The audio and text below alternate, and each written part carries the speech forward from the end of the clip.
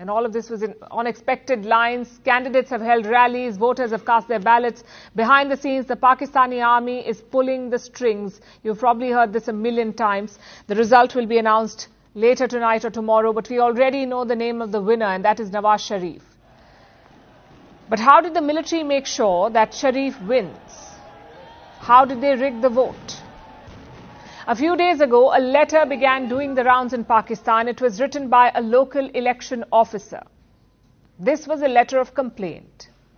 And who was it addressed to? Pakistan's Election Commission. This officer had a concern. The Election Commission uses a software, an election management system. And the system was behaving in an odd way. The officer had specific complaints. Data on the software was being deleted. Some staffers were assigned duties on it. But soon after the records were updated, this data vanished. And when this problem came to light, the officer did what anyone would do: call for IT support. A technical team looked into the problem, and like most IT support teams, they could not solve it. They said it was probably a technical glitch. And the election officer was asked to continue using the software, but the officer was not convinced. The team using the software faced trouble too. So together, they reported their problems. They expressed their reservations. Again, no solution was offered.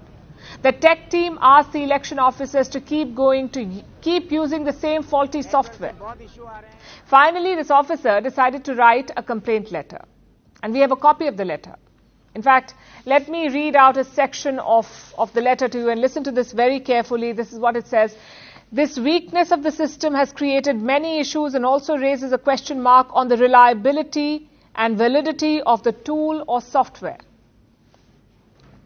This shows that either the election management system is an utter failure or, and listen to this, there is someone else that controls and manages the system behind the veil. So someone else is in control, he says.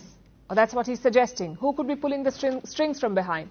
This system belongs to a government department, Pakistan's National Database Registration Authority, or NADRA. They're supposed to be an independent and autonomous agency. And what is their job? To maintain the database of all citizens, like population data, demographic files, and most importantly, voter rolls. They maintain all of this. Now, NADRA has an important role to play in this election. It controls all the systems used to administer the election and transmit the results. This agency is like a referee in a football match. Their task is to call out who has hit the goal in the election match. Now, usually this referee is a civilian, but last year there was a sudden change in their leadership. Instead of a civilian official, a serving general of the Pakistan army was given charge of NADRA. Which begs the question, why is a serving general in charge of Pakistan's voter rolls? And it's not really rocket science to figure out the answer. The army put their own man in the driver's seat to ensure a favorable outcome. Last month, there was another complaint. It came from a member of the PPP, the Pakistan People's Party, led by the Bhutto Zardaris. Now, they had raised objections to NADRA's systems. One of their lawmakers had written a letter. It said the party has, quote-unquote, serious objections to the systems. Pakistan's Election Commission responded. It played down the risk of manipulation. But at this point, it's really hard to take any assurance at face value. It's like the army is not even bothering to hide how it is rigging the election.